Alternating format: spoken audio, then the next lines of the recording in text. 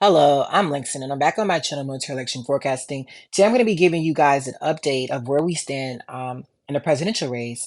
And, you know, it's been a lot of very important updates. I'm just going to be talking about the seven battleground states.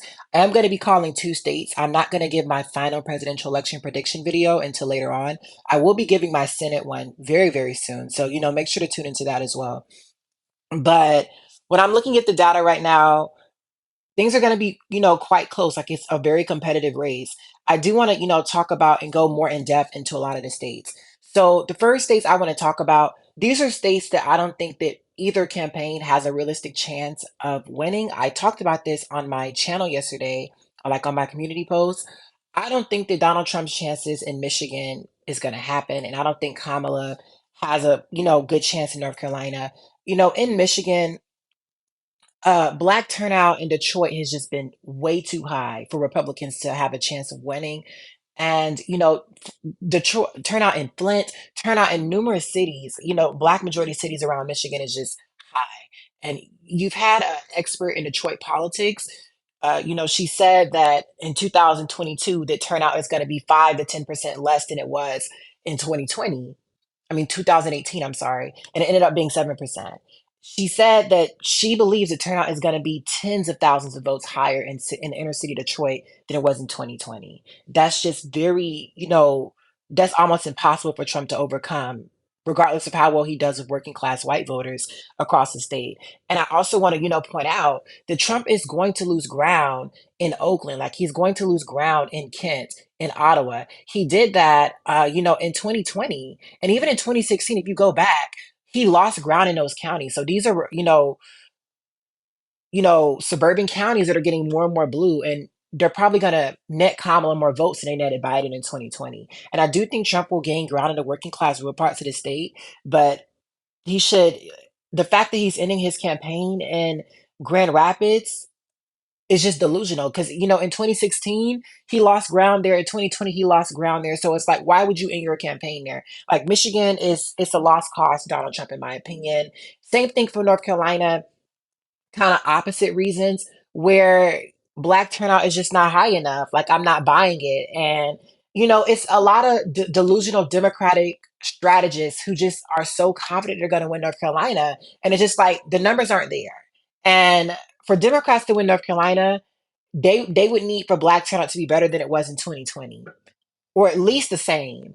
And I think the same, they can do that, but they want it to be better. Like the same wasn't enough, right? And it's like, yes, Kamala's gonna gain ground in the research triangle, like Wake County. She's gonna do better there, right? Like she's gonna do better in some of these counties, especially in the Raleigh area. Charlotte, I don't know, because black turnout in the inner city of Charlotte is not that good. So it's getting better, but I don't know if it's going to be good enough. You saw the same thing happen in 2022. People don't talk about this, but Sherry Beasley actually did better with white voters than Biden. But it's just black turnout was just not good enough. And she did good for a midterm election, but like these numbers weren't good enough. Like she outran Biden in every precinct in Mecklenburg County. But as you see, she only won Mecklenburg by 32. And Biden won this county by what? Oh, this is Hillary's election. This isn't. Biden won this county by 35. So you get the point. Like it's not about like the turnout. It's not about like the margin. It's about the votes. And that's something that you saw happen, in 2022, as well as in Greensboro, for example. Biden won this county by 23. Sherry Beasley did better in almost every precinct in Greensboro, but she only won this by 18. So again, it's like the black turnout in North Carolina is just not enough to, in my opinion, to give Kamala Harris a dramatic chance of winning the state. I think it'll be close, but I don't see it. And people need to realize that she's gonna lose ground in Appalachia. Like she's gonna lose ground in these, white working class counties. And she might gain, with educated white voters and, Cabarrus and et cetera. But I don't think it's gonna be enough.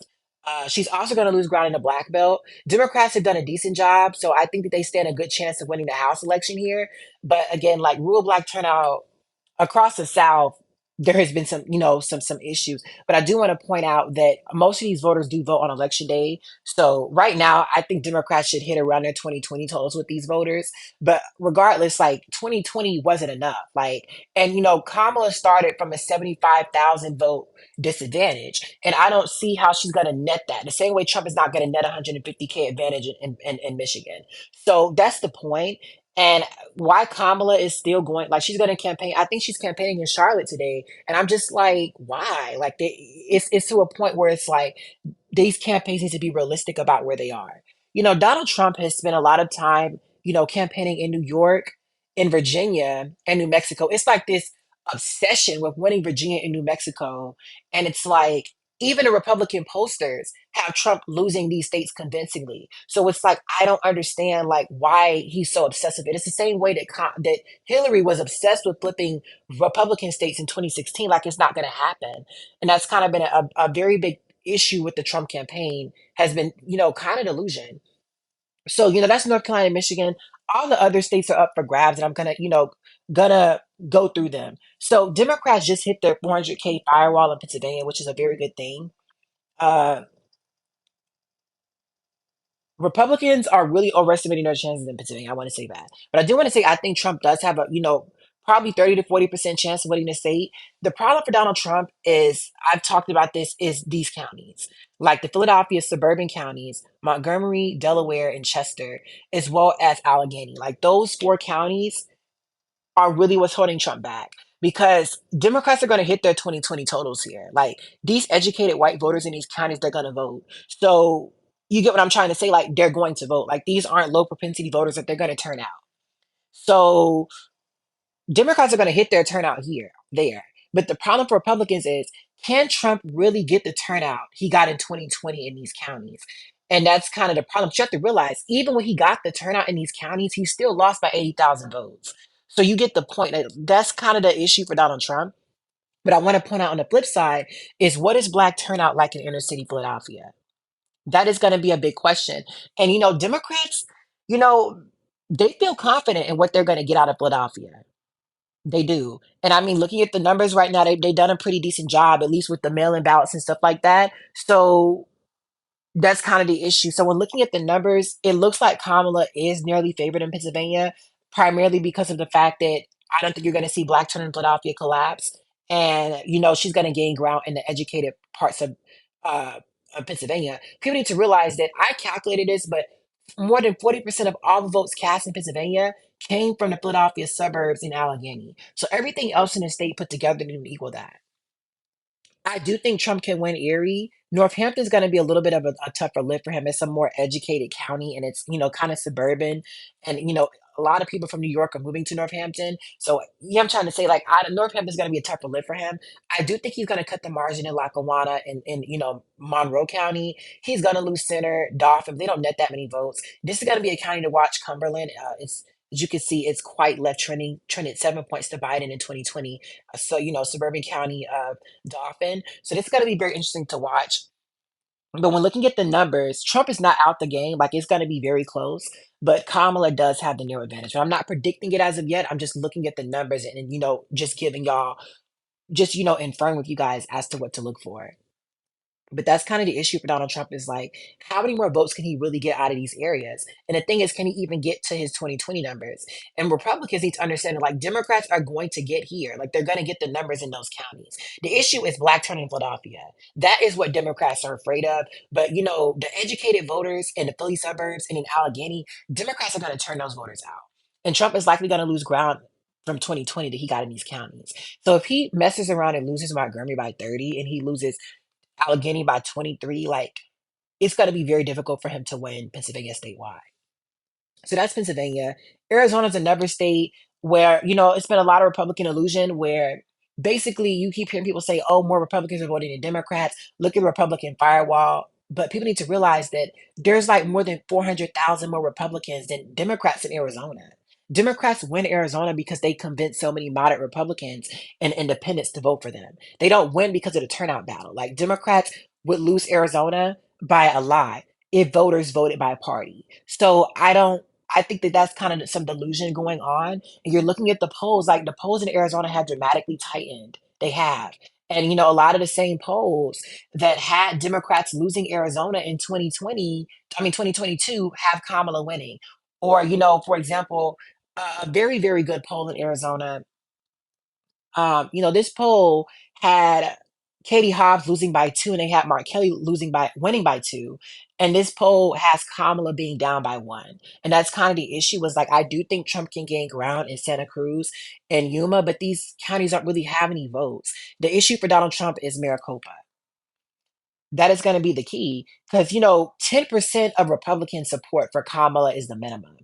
And Kamala is going to win the independents. The question is by how much. And I've always said this, like, Arizona is a very tough lift for Donald Trump. He does not need it to win, though. So, I mean, like, it's not that big of a deal. But regardless, like, Republicans are talking about, oh, we have 160K firewall. Like, look at how many votes were up. Y'all had a 200,000 vote firewall in 2022, and you still lost by five in the Senate race. So you can't really make that argument. But I do want to say that Trump is giving Democrats a run for their money in the state. I think Arizona is going to be pretty close, but that's another state where it's going to come down to the wire. So the last two states, I mean, last three states I want to talk about. These are three states I think that are pure toss-ups going into election day, and that is Nevada, Wisconsin, and Georgia. So in Nevada, I'm going to actually start with Georgia because Georgia is the most important. It's larger than Wisconsin and Nevada put together. So in Georgia, Trump had the advantage. He did a really good job of turning out rural, voters in the Appalachian region of Georgia. He did a really good job there. He has had some issues turning out rural voters in this part of Georgia, like, the southern part of Georgia, as well as in Marjorie Taylor Greene's district. Like, Republicans haven't got the numbers they want to get there. And in the beginning, Democrats weren't doing that well with black turnout in the Atlanta metro area.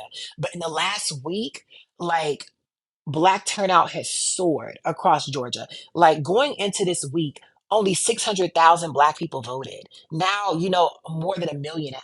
So Democrats gained more than 400,000 in 1 week. Like that is just appalling. Like the turnout in the Atlanta metro area has just went up. Like it's went crazy. And Democrats have also started gaining momentum in the Black Belt and in Augusta and Savannah and Columbus. I do want to say that for Donald Trump, like he needs to do better with turning out rural voters up here and down here. Kamala needs to get out these, rural black voters in the Black Belt, as well as in Augusta, as well as in Albany and Columbus, like those in Macon as well. Those are the areas Democrats are struggling, Republicans are struggling in their areas. But right now, it's going to be close. And you're seeing the momentum slide for Donald Trump. Usually in Georgia, the electorate starts off very black and it becomes whiter as time goes on. But this year the electorate started out a lot whiter, but it's gotten blacker as time has went on. And that's kind of scary because it's like usually Republicans control the momentum going into election day, but now Democrats have it. And what people aren't talking about is the fact is Democrats have hit their 2020 turnout numbers with black voters. And you have to realize it's a dramatically higher proportion of the electorate that is other. And most experts believe that most of the other are black because they're coming from from Fulton, DeKalb, Clayton, like who lives in these counties. So you get the point. Uh, you're looking at the numbers, and it's going to be a very, very close race. And I do want to say that you can't really say who's favored because Democrats have their problems with black turnout outside of Atlanta, and Republicans have their turnout issues with some of the white rural voters in Southern Georgia as well as in Marjorie Taylor Greene's district. So it's some issues on both sides, but there's good things for both sides. But you have to realize that like the Atlanta area is a lot larger than the rural areas up here. So that's kind of where the issue is. And it's like for Donald Trump, the election is sliding for him in the state. I want to say that like Kamala clearly has the momentum. The question is, does she have enough? It's not the fact that Kamala doesn't have the momentum, it's if she has enough. The biggest issue with Donald Trump is he's already maxed out a lot of the white rural voters. He's had them vote early instead of voting on election day, which means that a lot of the rural voters in North Carolina, I mean in Georgia, he doesn't have them to turn out on election day. It's clear that the election day in 2024 is going to be a lot blacker than it was in 2020. Like it's going to be a lot more black people who vote on election day this year than in 4 years ago and in 2022. So it's gonna stop Trump from netting as many votes as he was able to net in 2020. Like in 2020, Republicans cleared house. They cleared house on election day, and actually in a Georgia runoff in 2021, that is where Republicans really went off. Like Democrats won like they won the early in-person voting by 13 in Georgia. And by the runoffs, Republicans still lost, but they only lost the runoffs by 2-1. So like the amount of votes that Kelly Loeffler and David Perdue got on election day, I think like 1.5 million people voted on election day in the Georgia runoffs. So that is what Trump wanted. Like right now he's not going to get that. He's definitely going to win the election day vote by a lot, but he's going to win it by less than he won it in 2020. But I do want to say that I think their early voting data would be a little bit more favorable for him than it was in 2020 as well. So it's going to be a very nail biter election in Georgia, but you do see the momentum building for Kamala, and that's something that is very problematic for Donald Trump. In Nevada and Wisconsin, these are two states that are also difficult to call. So in Nevada, Republicans had a momentum, but they are losing it. Like Democrats are catching up in terms of the mail-in ballots in Clark County. The question is going to be, do they catch up by enough? I do want to say when I'm looking at the data though, the problem is like Republicans aren't really outrunning their 2022 performance. Like this, people don't understand. It's like in 22, Democrats got cleared. Like they really got cleared in the ballots going into election day, but they still were able to win. So you get the point where it's like, could Democrats lose ground from 2020? Yes. But is it going to be enough for Trump to win? It's going to be 50-50. You know, Prior to this week, I did bet on Trump's chances in Nevada. I talked about that in my last video. I think he could win the state, but now I don't know. I'm waiting for John Ralston's call because the momentum is shifting to Kamala. And people need to realize that Nevada takes a long time to count all the ballots. So the ballots you're seeing now, Democrats are going to have way more ballots. By the time they call the state, you have to realize like it took 4 days after election day for Biden to win Nevada. It took a week after election day for Catherine Cortez Masto to win the Senate race. So it's going to take a long time for all the ballots in Nevada to be counted. And we know that the ballots are going to come in are going to be Democratic, but how Democratic is going to be the question. And when you're looking at the data, you just don't know. Like this is another very very close state going into election day. Democrats, they want to really run up the score with Hispanic and Latino voters, as well as, Black, Asian American voters in Las Vegas. They want to continue improving in Washoe. Republicans have done a really good job of turning out rural voters, around Nevada. So it's going to be very, very close, but it's very hard to call a winner. Like I only called a winner in two states for a reason. Wisconsin, this is another state. Wisconsin, Nevada, and Georgia are three states that it's just very difficult to predict a winner in. And, in Wisconsin, Democrats are going to do well with turnout in Dane. The question is how well, right? Because, you do have the Israel Palestine conflict going on. Like that really does affect younger voters, younger progressives in Madison. And Democrats would do better than they did in 2020 here. But, how much better, right? Like how much better is the question? Like Democrats want to get close to 80% of the vote here. If Kamala's only getting 676, 77, you get the point, right? So that's going to be another key thing. Trump wants to really continue gaining ground in these counties. Like he's going to gain ground uh, in the working class parts of Wisconsin, but how much? Because the problem for Donald Trump is he's getting, 4, 2, 3%. But it's like that's not enough. Like he needs to make these pink red counties blood red, and that's something he's not doing in Wisconsin. So because he's not making the rural areas in Wisconsin Republican enough, Democrats are able to counteract that. In the wild counties and with black turnout in Milwaukee and young voters in Madison. And the biggest problem for Kamala, in my opinion, like other places, is what is black turnout going to be like in inner city Milwaukee? That's going to be really what determines the race, and that's going to be an issue for Donald Trump. Is what does turnout look like in rural Wisconsin? Because can he really, outrun his 2020 numbers here in terms of like turnout? That's going to be an issue because you have to realize like black voters in the inner cities are low propensity voters, but so are white rural voters as well. We found that out in 2022. In 2022 is what you saw was Democrats struggled with black turnout. Like people don't talk about that. Like despite the fact that Democrats won Pennsylvania, only 412,000 people voted in Philadelphia. Like look at this in 2020, you'll see that Biden got 603,000 votes. So you get the point. Like Biden netted well over, 500, like 580,000 votes. You look in 2022, Fetterman only netted like 320,000 votes out of this county. So Biden netted more than 200,000 votes out of Philadelphia. So that's the problem for, Democrats, but the problem for Republicans, but the problem for Democrats is like, you look at like these rural counties, the turnout wasn't good here. So Republicans keep talking about, oh, we're going to run it up a rural turnout, but Democrats didn't do well with their turnout in inner cities as well. Democrats won because they kept turnout high in the suburbs and in Allegheny, and that goes for Wisconsin as well. So with that, like it's gonna be a very very close race in Wisconsin.